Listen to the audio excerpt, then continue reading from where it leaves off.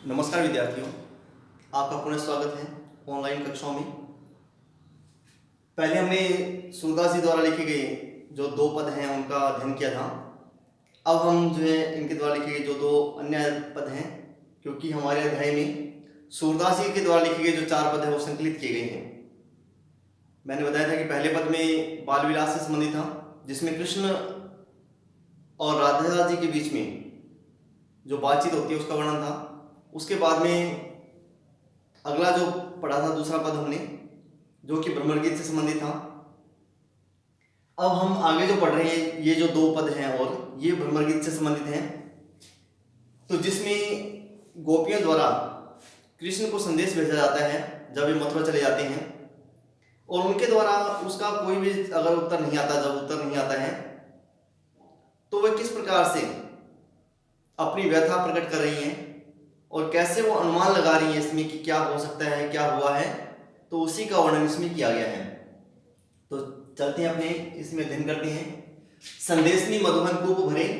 अपने तो पटवत नहीं मोहन, हमरे फिर न फिरे। अब इसमें संदेशनी मधुबन कूप भरे, संदेशनी मधुबन, मधुबन कहा गया इसमें मथुरा को, कूप मतलब कुएं, कि मथुरा के जो कुएं हैं वो हमारे द्वारा भेजे गए संदेशों से भर गए हैं। अब इसमें संदेशों से कुएं कैसे भर गए हैं, तो इसका भाव ये है कि इनके द्वारा जो संदेश भेजे गए हैं वहां पे मथुरा में कृष्ण के प्रति, तो वहां पे कुएं पर जो पानी भरने के लिए आने वाली औरतें हैं वे भी उन्हीं संदेशों के बारे में बातचीत करती हैं, गोपी और कृष्ण के प्रेम के बारे में बातचीत करती हैं। तो ऐसे लगता है कि वहां पे आने वाली जो औरतें हैं वो जल नहीं भरकर बल्कि गोपियों के जो संदेश हैं, जो गोपियों की वार्ता है, जो गोपियों का कृष्ण के प्रति प्रेम है, उनकी बातों से अपने घड़ों को भर के लेके जा रही है। तो इसलिए कहा गया कि संदेशों के द्वारा जो मथुरा की कुएं भर गई हैं। अपने तो पटवत नहीं मोहन, हमरे फिर न फिरे, कि वे अपने कृष्ण जो है, मोहन कृष्ण के लिए कहा गया कि कृष्ण अपने तो पटवत नहीं मोहन, हमरे फिर न फिरे, कि वे अपने जो हैं, जो हम भेज रहे हैं उनको पढ़ते नहीं है, और ना ही हमरे फिर न फिरे, और हमारे जो भेजे गए पत्र हैं उनका जवाब ही वो दे रहे हैं। जिते पथिक पठाए मधुबन को, बहुरी न शोध करे, कि जितने भी पथिक, जो भी पथिक जो है, राहगीर जो है मथुरा की ओर जाने वाला था, हमने उसके द्वारा अपने जो संदेश है वो भेजे हैं, तो उसका क्या हुआ, तो उसी की व्यथा इसे प्रकट करते हुए कहते हैं कि जिते पथिक पठाए मधुबन को, बहुरी न शोध करे, कि जितने भी राहगीर हमने मथुरा की ओर भेजे हैं, हमारा संदेश लेकर भेजे हैं, बहुरी न शोध करे, और उनमें से बहुत से जो है वो वापिस ही नहीं आए हैं। उन्होंने पुनः जो है हमें याद ही नहीं किया है। के वे शाम सिखाई प्रमोदे, के बहु बीच मरे, कि ऐसे लगता है कि कृष्ण ने उनको सिखाकर अपने पास में रख लिया है, या कृष्ण ने उनको अपनी ओर आकर्षित कर लिया और वे वहीं पे रह गए हैं। के बीच बहु कहूँ, के कहूँ बीच मरे, और हो सकता है कि कुछ बीच में ही मर गए हैं। कागज गरे मेघ मसी खूंटी, सरदव लागी जरे, सेवक सूर्य लिखन को दो, पलक कपाटारी। अब ये तो था कि जो हमने पथिक राहगीरों को भेजा था संदेश देकर, उनके द्वारा संदेश नहीं आ रहा है। हो सकता है कि राहगीर जो हैं वे बीच में ही मर गए हैं, कि जिसके द्वारा हमारा जो संदेश है वो वहां उन तक पहुंचा नहीं है, कृष्ण तक पहुंचा नहीं है, या हो सकता है कि कृष्ण ने उनको सिखा कर अपने पास में रख लिया है। अब उसमें और अधिक संभावना व्यक्त कर रही है वो, कागज करे मेघ, मेघ का मतलब बादलों से, कि ऐसे लगता है मान लो कि वहां के जो कागज है, मथुरा के जो कागज हैं, कागज गरे मेघ, वर्षा के कारण से जो कागज है वो गल गए हैं। मसी खूंटी, और जो शाही है वो खूंटी पे टंगी रह गई है। सरदव लागी जरे, सर जिनके द्वारा कलम का निर्माण होता था, जिसको सरकंडा कहते हैं, दब लागी जरे, दावाग्नि, जंगल की आग जो है, ऐसे लगता है कि जैसे जंगल की आग के द्वारा, दावाग्नि के द्वारा जितने भी सर थे जिनके द्वारा कलम का निर्माण होने वाला था वे सभी जल गए हैं, जिसके कारण से वो हमें पत्र नहीं लिख पा रहे हैं। सेवक सूर्य लिखन को आंदो, पलक कपाटारे, या ऐसे हो सकता है, सूरदास जी कह रहे हैं गोपी के माध्यम से, या ऐसे हो सकता है कि जो लिखने वाला सेवक है, जो सेवक लिखता है, तो वह ही अंधा हो गया है, और उसकी पलक रूपी जो कपाट है, पलक कपाट, पलक रूपी जो कपाट है वो अरे अरे मतलब अड़ गए हैं, ना ही तो वो खुल पा रहे हैं और ना ही वो बंद हो पा रहे हैं, तो एक जगह अड़ गए हैं वो। तो जिसके कारण से जो लिखने वाला जो सेवक है वह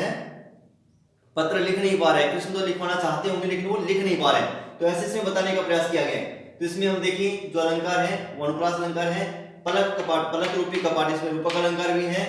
और इसमें संभावनाएं भी व्यक्त की जा रही है। आगे चौथा देखिए, इसमें ओदो मन माने की बात। अब इसमें अपने प्रेम जो है कि हमने प्रेम किया है, जब ये उद्धव जो है इनको योग संदेश दे रहे हैं तो उस समय वो कटाक्ष करते हुए उनकी बात को काटते हुए कहती हैं कि जो जिसको अच्छा लगता है उसको वह ही प्रिय होता है। तो जिसमें जिसकी रुचि होती है उसको वही प्रिय लगता है, चाहे वह कड़वी चीज ही अगर खाने वाला है तो उसको कड़वी चीज ही अच्छी लगेगी। तो ऐसा इसमें बताने का प्रयास किया गया है कि उद्धव मन माने की बात, कि हे उद्धव ये तो मन माने की बात है, कि जो मन को अच्छे लगने वाली बात ही है कि आपको योग संदेश अच्छा लगता है लेकिन हमें कृष्ण की जो प्रेम है वो हमें अच्छा लगता है। दाग छुआरा छाड़ी अमृत फल विष कीड़ा विषखात, कि जिस प्रकार से दाग छुआरा जो है उसको छोड़कर, जैसे अमृत फल है ये मीठे फल है, दाग छुआरा ये सभी मीठे फल हैं, इनको छोड़कर जो विष कीड़ा है, विष कीड़ा जो है वो विष को ही खाता है जो कि बहुत अधिक कड़वा होता है, क्योंकि उसका जो मन है उस विष में ही लगता है, जिसके कारण से उस विष को ही ग्रहण करता है, ना कि दाग और छुआरे को। आगे उसे बताने का प्रयास किया गया, जो चकोर को दही कपूर को तजी अंगार घात, कि जो चकोर पक्षी है जो कि अंगारों का ही सेवन करता है, अंगारों को ही खाता है, लेकिन अगर हम चाहें कि उसको हम कपूर दे दें, कपूर जो शीतलता देने वाला है, चाहे उसको कोई कपूर दे दे लेकिन फिर भी वह उस कपूर को नहीं खाएगा, ग्रहण नहीं करेगा, बल्कि उस कपूर को त्याग कर वह अंगारों को ही ग्रहण करता है। मधु करत घर भोरी काठ में बंधत कमल के पात, जिस प्रकार से भौरा जो है, अब ये तो था इस प्रकार से कि मन जिसमें लगता है तो उसी की ओर आकर्षित रहता है, उसी को श्रेष्ठ मानता है, लेकिन बाद में वो अपनी प्रेम भावना को व्यक्त करते हुए कहती हैं कि मधु करत घर भोरी काठ में, कि जो भौरा है वो जो है, काठ का मतलब लकड़ी, लकड़ी के अंदर सुराख करके छेद करते हुए उसमें अपना घर बना लेता है, लेकिन प्रेम के वशीभूत होकर बंधत कमल के पात, लेकिन वो प्रेम के वशीभूत होकर कमल के पत्तों में बंध जाता है, जबकि कमल के पत्ते बहुत अधिक कोमल होते हैं, अगर चाहे तो भौरा उसको काट सकता है, निकल सकता है, लेकिन वो प्रेम के वश में उनके अंदर बंध जाता है। जो पतंग हित जानी आपनो दीपक सो लपटा, जिस प्रकार से जो पतंगा है, जो छोटे कीट हैं, उनको पता है कि अग्नि के पास में जाने पर दीपक की लपटाते, यानी कि जो दीपक है उसकी जो लो है उसे के पास में अगर वो जाएगा तो वह नष्ट हो जाएगा, लेकिन वो प्रेम के वशीभूत हो जाता है। प्रेम के वशीभूत होने के कारण से क्या होता है, जो पतंग हित जानी आपनो, कि पतंगा जो अपना हित जानता है वो दीपक की लो से प्रेम करता है, तो इसी कारण से वो दीपक सो लिपटा, इस कारण से वह उस दीपक की लो के साथ में जाके लिपट जाता है और अपना सर्वस्व उस पे न्यौछावर कर देता है। सूरदास जाको मन जासो सोई ताहि सुहात, अब सूरदास जी कहते हैं गोपियों के माध्यम से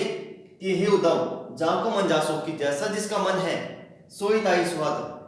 तो सोई ताहि सुहात, तो उसको वैसा ही अच्छा लगता है, किसी के कहने से या करने से कुछ नहीं होता, बल्कि मन जैसा है तो जिसका जैसा मन है तो वह उसी के अनुसार ही व्यवहार करता है। जिस प्रकार से आपको जो है योग साधना अच्छी लगती है, आपका मन उस योग साधना में लगा हुआ है, लेकिन हमारा जो मन है वो कृष्ण के प्रेम में डूबा हुआ है, तो हम कृष्ण के प्रेम में ही आ सकते हैं। हम जो है कृष्ण के प्रेम के अलावा किसी और को स्वीकार नहीं करते हैं। तो ये इसका भाव था। इसमें भी जो है अनुप्रास अलंकार है और उपदेशात्मक एक उपदेश जो है वो उसमें देने का प्रयास किया गया है। तो ये था हमारे जो अध्याय था पहला 10वीं में सूरदास क्षितिज की जो पाठ्य पुस्तक हमारी उसमें से सूरदास, तो हमने उनके जो 4 जो पद हैं उनका अध्ययन किया है। तो इस प्रकार से इनका अध्ययन करते हुए हमें जो इनका जो गृह कार्य है वो भी करना है। धन्यवाद।